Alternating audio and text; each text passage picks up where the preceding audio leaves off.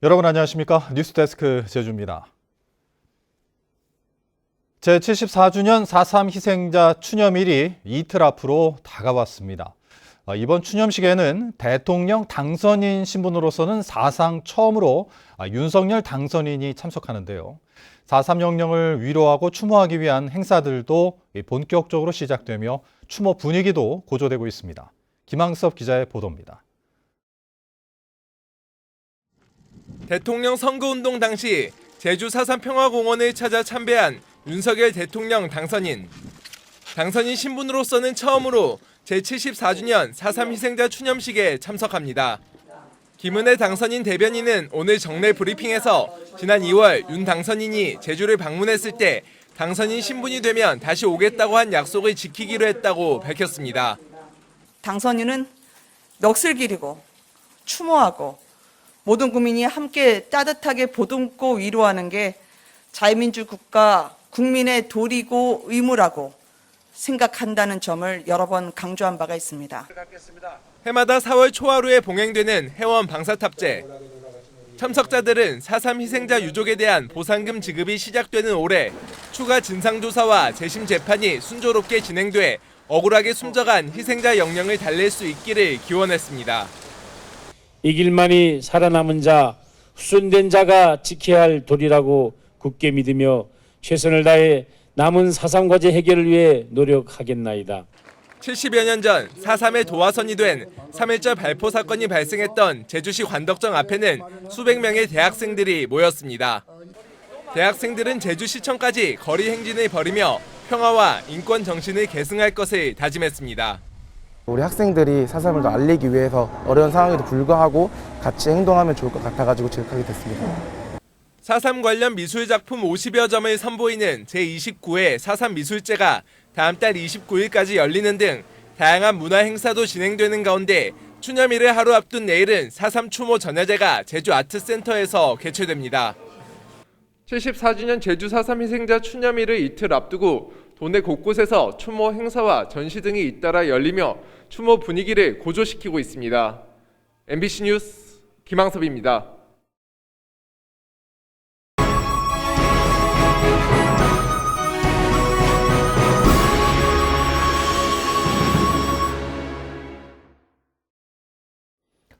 제주 MBC는 이번 한 주 동안 4.3의 현재와 과제를 짚어보는 기획뉴스를 마련했는데요. 오늘은 마지막 순서로 제주 4.3의 완전한 해결을 위한 과제를 살펴보겠습니다.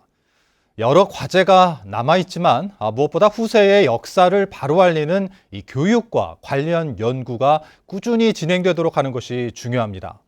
4.3 교육주간을 운영하고는 있지만 올바른 역사와 인권 의식을 위한 교육 체계를 서둘러 정립해야 한다는 지적이 나오고 있습니다.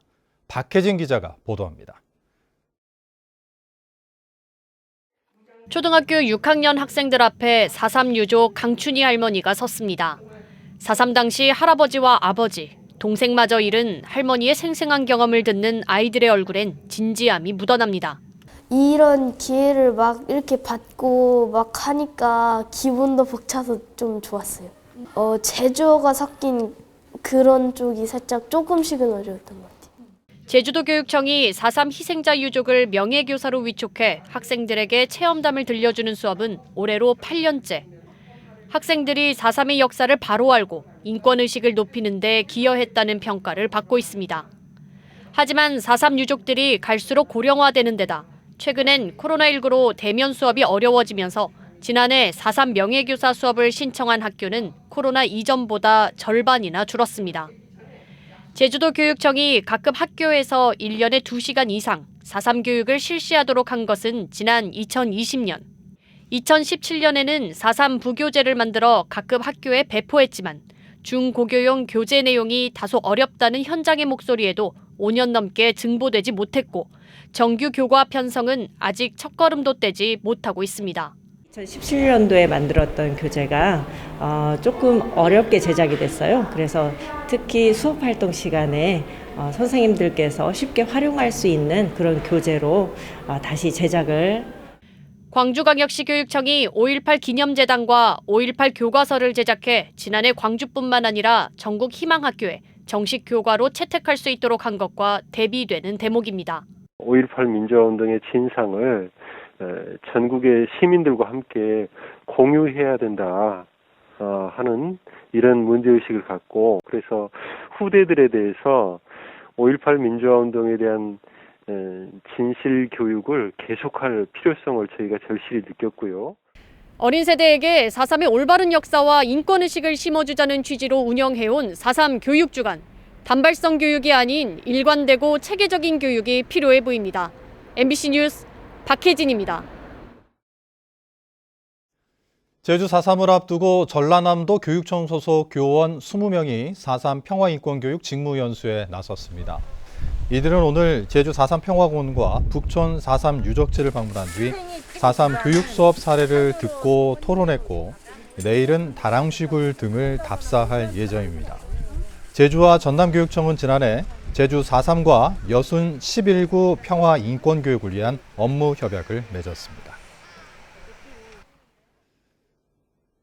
코로나19 사태가 장기화되다 보니 이 전반적인 소상공인들의 어려움은 이루 말할 수 없을 정도인데요.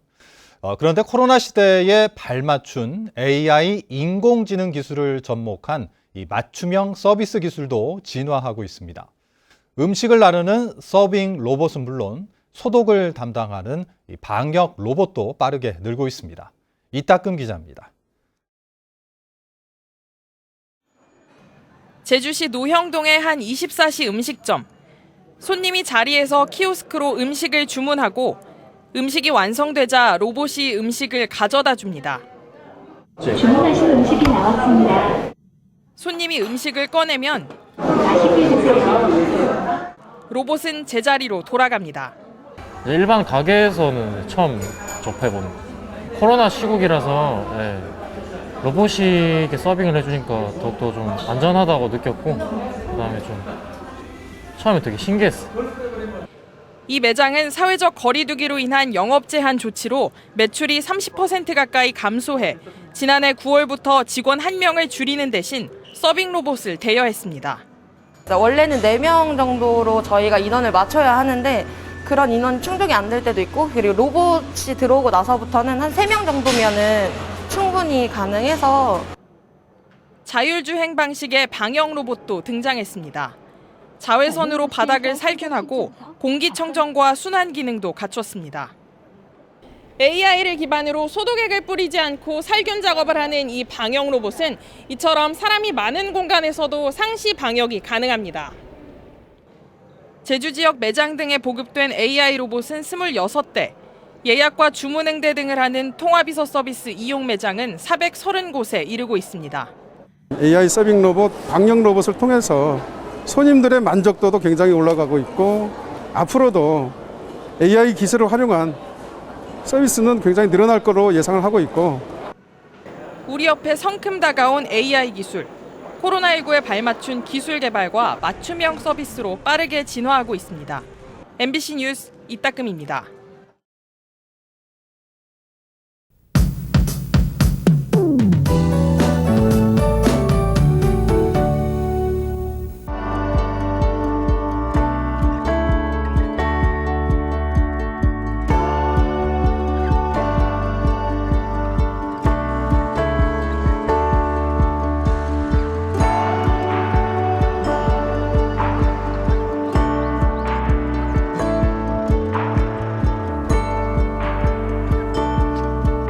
이곳 제주대학교 진입로 일대에도 벚꽃이 만개하면서 연분홍빛 봄 정취를 자아내고 있는데요. 드라이브인 꽃구경을 나온 차량들의 행렬도 이어지고 있습니다. 올해도 코로나19의 여파로 벚꽃 축제는 취소된 상황이지만 벚꽃을 눈과 사진으로 담으려는 상춘객들의 발걸음은 이어지고 있습니다.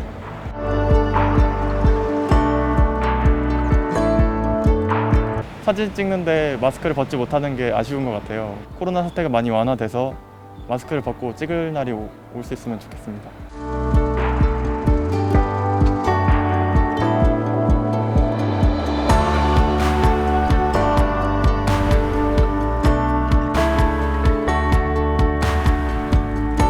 너무 아름다운 모습에 정말 황홀하고 대만족스럽습니다. 언제든지 이곳을 누구에게든지 추천하고 싶은 그런 심정입니다.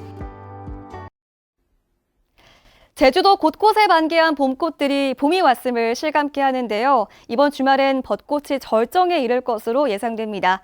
맑고 공기도 깨끗해서 야외 활동하기 무난하겠습니다. 방역 수칙을 잘 지키면서 봄꽃 즐기시기 바랍니다. 4.3 추념식이 열리는 일요일에도 맑고 화창한 날씨가 이어지겠습니다.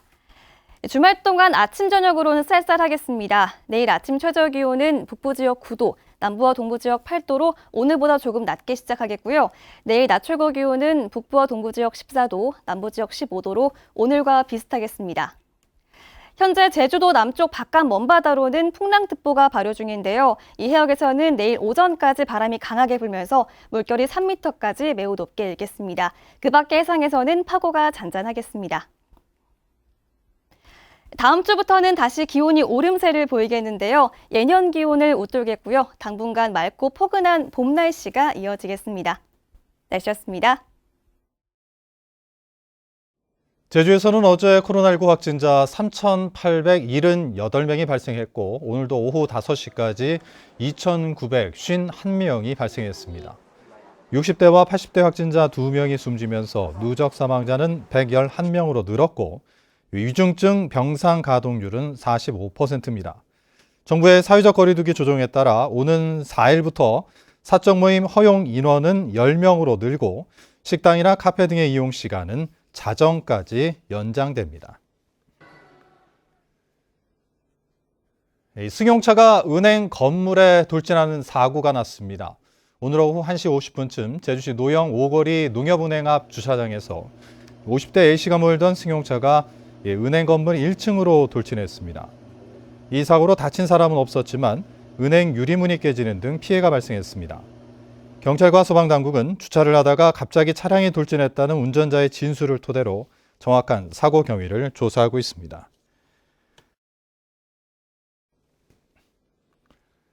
(4.3) 희생자 추념일을 앞두고 기념 식수 행사가 열렸습니다.